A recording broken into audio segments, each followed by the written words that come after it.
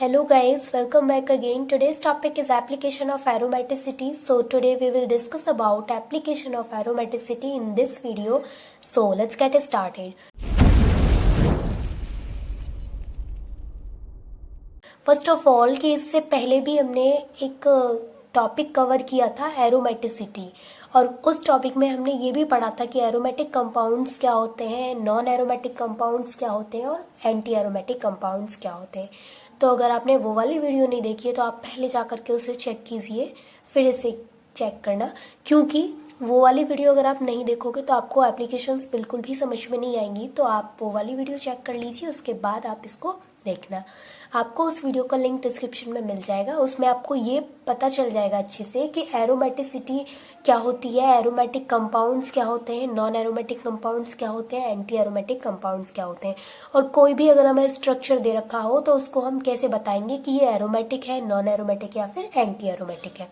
तो उस वीडियो को देखने के बाद आपका बेसिक बिल्कुल क्लियर हो जाएगा, तो आपको फिर ये एप्लीकेशंस अच्छे से क्लियर हो जाएंगी। तो अब हम हमारा आज का टॉपिक शुरू करते हैं, एप्लीकेशंस ऑफ एरोमेटिसिटी। तो फर्स्ट ऑफ ऑल कि इसकी जो फर्स्ट एप्लीकेशन है वो है टू कंपेयर डायपोल मोमेंट। इसका मतलब है कि हमें यहाँ पर कुछ इस तरीके के स्ट्रक्चर्स दिए जाएंगे और उन स्ट्रक्चर्स में से हमसे पूछा जाएगा कि बताइए किसकी एरोमेटिसिटी ज्यादा है और किसकी एरोमेटिसिटी कम है। तो एक टॉपिक जो कि हमने एरोमेटिसिटी जब कवर किया था टॉपिक, तो वहां पर हमने एक टॉपिक कवर किया था, वहां पर एक छोटा सा पॉइंट था कि कोई एक सीक्वेंस था कि सबसे ज्यादा एरोमेटिसिटी किसकी होती है, एरोमेटिक कंपाउंड की, उसके बाद नॉन एरोमेटिक कंपाउंड्स की और उसके बाद एंटी एरोमेटिक कंपाउंड्स की। तो मैं पहले आपको इस एग्जाम्पल को एक रफ पेज पे करके बता देती हूँ ताकि आपको अच्छे से क्लियर हो जाए कि हम किस तरीके से स्ट्रक्चर्स की हेल्प से फाइंड आउट करेंगे कि किसकी एरोमेटिसिटी ज्यादा है और किसकी कम है। तो आप यहाँ पर देखिए कि किस तरीके से हम इन स्ट्रक्चर्स की एरोमेटिसिटी को फाइंड आउट करते हैं। तो यहाँ पर हमारे पास कुछ इस तरीके का स्ट्रक्चर दे रखा है, यहाँ ऐसा और यहाँ पर ऐसा।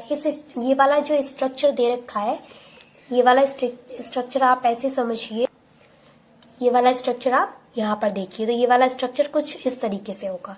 अब देखिए यहाँ पर होगा क्या, यहाँ पर ये जो डबल बॉन्ड दे रखा है ये डबल बॉन्ड ब्रेक हो जाएगा, और जब ये डबल बॉन्ड ब्रेक हो जाएगा तो इस ऑक्सीजन पर नेगेटिव चार्ज आ जाएगा और यहाँ पर पॉजिटिव चार्ज आ जाएगा।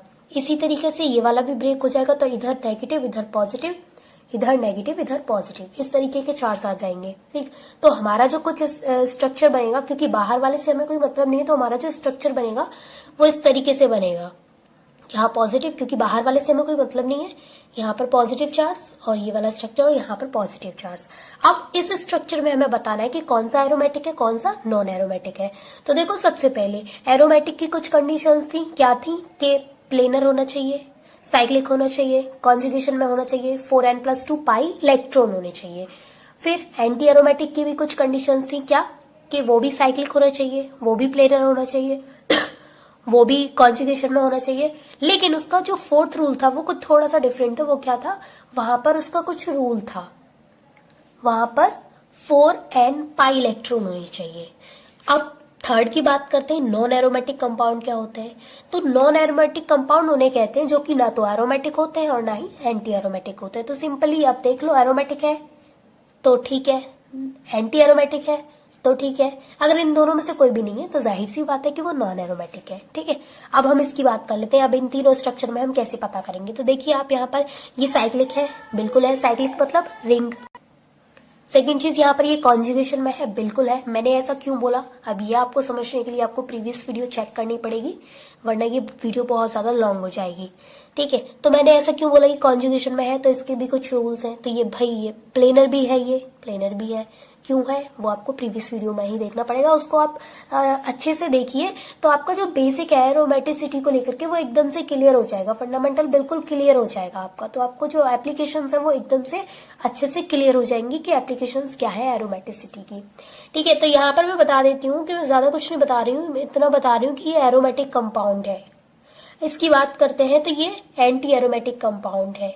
और इसकी बात करते हैं तो ये नॉन एरोमेटिक कंपाउंड है। मैं यहाँ पर आपको थोड़ी सी हिंट देती हूँ कि एरोमेटिक का जो लास्ट वाला रूल होता है वो ऐसे पता करते हैं कि इसमें पाई बॉन्ड कैसे, पाई बॉन्ड कितने, तो इसमें एक पाई बॉन्ड है, एक पाई बॉन्ड है मतलब कि पाई इलेक्ट्रॉन कितने हुए, दो पाई इलेक्ट्रॉन हुए, तो दो पाई इलेक्ट्रॉन हम किस में पढ़ते थे, एरोमेटिक कंपाउंड्स में, तो ये हो गया हमारा एरोमेटिक कंपाउंड।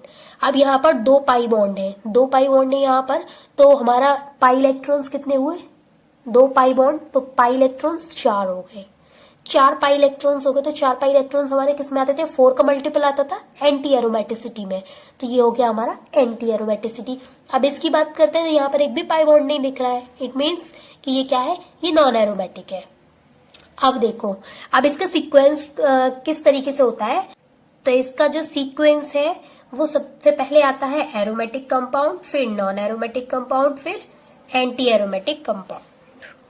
यहाँ पर ये एंटी एरोमेटिक है, एंटी एरोमेटिक कंपाउंड्स, ठीक है।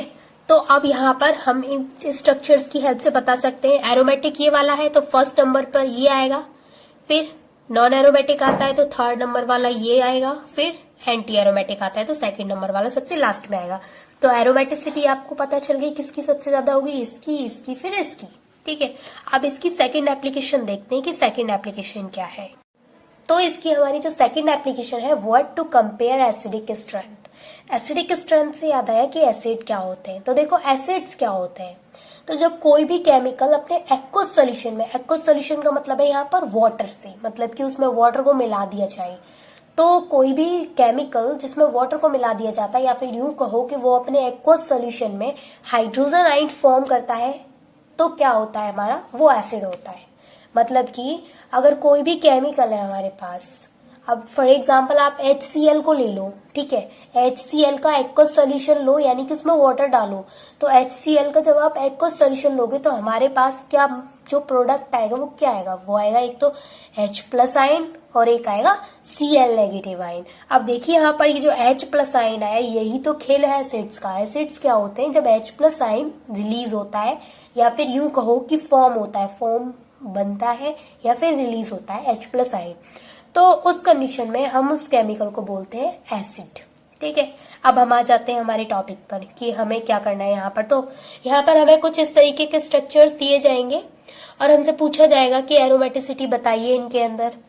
तो देखिए कि अभी जब हम एसिड की बात कर रहे थे, तो हम तो जाहिर सी बात है कि एसिड से में क्या हो रहा था कि हाइड्रोजन बाहर निकल रहा था, तो भाई यहाँ पर भी निकाल देते हैं बाहर, ठीक है। तो यहाँ पर क्या करेंगे, हम इस हाइड्रोजन को बाहर निकाल देंगे। तो जब हम इस हाइड्रोजन को बाहर निकाल देंगे तो वो तो प्लस बन करके बाहर निकल जाएगा, नेगेटिव आयन हमारे इस रिंग पर दे जाएगा, तो हमारी रिंग के ऊपर नेगेटिव आयन आ जाएगा। क्योंकि जब अभी मैंने आपको एग्जाम्पल बताया HCl का, तो HCl जब हमारा प्रोडक्ट की फॉर्म में बन करके आया, हमें मिला तो क्या मिला, H+ और Cl नेगेटिव, तो H जो है वो तो प्लस लेकर के निकल गया, ठीक है, Cl नेगेटिव अलग हो गया, H+ अलग हो गया, उसी तरीके से H++ लेकर के निकल गया और नेगेटिव हमारी रिंग के ऊपर आ गया। तो हमारा जो स्ट्रक्चर है वो इस तरीके से आ गया, क्योंकि हमें ये तो हमने निकाल दिया हाइड्रोजन को, तो स्ट्रक्चर्स हमारे कुछ इस तरीके से आ गए। अब इन स्ट्रक्चर्स में हमें बताना है कि कौन सा एरोमेटिक है, कौन सा एंटी एरोमेटिक है और कौन सा नॉन एरोमेटिक है। तो फर्स्ट ऑफ ऑल मैं इसकी बात कर रही हूँ कि ये जो हमारा स्ट्रक्चर है ये एरोमेटिक है। क्यों, क्योंकि देखिए साइक्लिक है, साइक्लिक मतलब कि रिंग की फॉर्म में है, जी बिल्कुल है। सेकेंड चीज कॉन्जुगेशन में है, जी बिल्कुल कॉन्जुगेशन में है, double bond, single bond, double bond conjugation में है ये। थर्ड, ये वाला प्लेनर भी है। प्लेनर, अब देखिए आपको अगर इनको डिटेल में पढ़ना है कि कॉन्जुगेशन कैसे पता करें, साइक्लिक कैसे पता करें और प्लेनर कैसे पता करें, वो 4n+2 पाई इलेक्ट्रॉन्स कैसे पता करें, तो देखिए आपको वो वाली वीडियो देखनी ही पड़ेगी जिसमें मैंने डिटेल में बताया कि एरोमेटिसिटी क्या होती है और उसको एग्जाम्पल की हेल्प से बताया था वहां पर। तो आपके बिल्कुल बेसिक्स एकदम से क्लियर हो जाएंगे कि एरोमेटिसिटी को लेकर के आपका कोई भी डाउट नहीं रहेगा अगर आप उस वीडियो को पहले देख लेते हैं और बाद में इसको देखते हैं, आपको दोनों वीडियो अच्छे से क्लियर हो जाएंगे। इनफैक्ट ये टॉपिक ही क्लियर हो जाएगा अच्छे से। तो चलिए अब हम बात कर लेते हैं, यहाँ पर मेन बात करते हैं कि ये वाले जो हमारा स्ट्रक्चर है ये एरोमेटिक है, क्यों है, इसकी कुछ कंडीशंस हैं जो आपको एरोमेटिसिटी वाली वीडियो में अच्छे से क्लियर कर दी गई थी। सेकेंड, यहाँ पर ये एंटी एरोमेटिक है। थर्ड, ये नॉन एरोमेटिक है। और क्योंकि अभी हमने इसका सीक्वेंस पढ़ा था कि सबसे पहले जो आएगा वो एरोमेटिक, उसके बाद नॉन एरोमेटिक और उसके बाद यहाँ पर ये ए आएगा, उसके बाद नॉन एरोमेटिक और उसके बाद एंटी एरोमेटिक।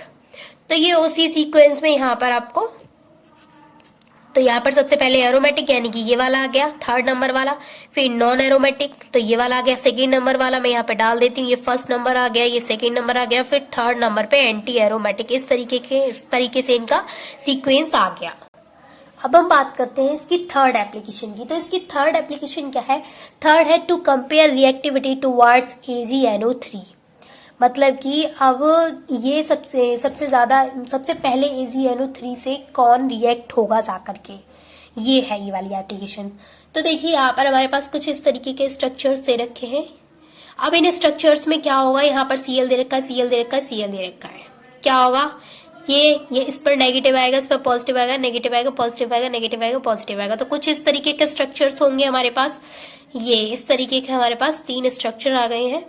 अब इनमें हमें बताना है कि कौन सा एरोमेटिक है, कौन सा एंटी एरोमेटिक है, कौन सा नॉन एरोमेटिक है। तो फर्स्ट ऑफ ऑल कि ये वाला जो है हमारा वो एरोमेटिक है। क्यों है? साइक्लिक है, प्लेनर है, कॉन्जुगेशन में है और 4n+2 पाई इलेक्ट्रॉन है, दैट्स वाई ये क्या है, एरोमेटिक है। सेकेंड नंबर पर ये नॉन एरोमेटिक है। क्यों है? क्योंकि ना तो ये एरोमेटिक है ना ही ये एंटी एरोमेटिक है, तो जाहिर सी बात है कि ये क्या हुआ, नॉन एरोमेटिक हुआ। थर्ड की बात करते हैं तो थर्ड ये हमारा एंटी एरोमेटिक है। अब इन तीनों में हमें बताना है, क्योंकि हमें सीक्वेंस पहले से ही पता है कि एरोमेटिक, उसके बाद नॉन एरोमेटिक, उसके बाद एंटी एरोमेटिक। तो फर्स्ट यहाँ पर ये एरोमेटिक आ गया। फर्स्ट एरोमेटिक कौन से नंबर पर है? देखिए सेकंड नंबर पर है, सेकंड नंबर आ गया। फिर उसके बाद नॉन एरोमेटिक का सीक्वेंस होता है, नॉन एरोमेटिक कौन से नंबर पर है? फर्स्ट नंबर पर। तो सेकंड, फर्स्ट और लास्ट थर्ड। अब इसकी रिएक्टिविटी की बात करें तो रिएक्टिविटी का सीक्वेंस क्या है? तो रिएक्टिविटी का सीक्वेंस भी सेम है, जिसकी एरोमेटिक ज्यादा करेगा, फिर नॉन एरोमेटिक, फिर एंटी एरोमेटिक। तो 2 is greater than 1 is greater than 3। ठीक है, तो इस तरीके से हमने इसकी एप्लीकेशंस डिस्कस कर ली है सारी। और मैं आपको फिर से कह रही हूँ कि आप ये वाली वीडियो तभी देखेंगे तब आप उसको देख लें, तभी आपको अच्छे से क्लियर होगी। अदरवाइज अगर आपको समझ में आ जाता है तो आप पहले देख सकते हैं। And thanks for watching this video.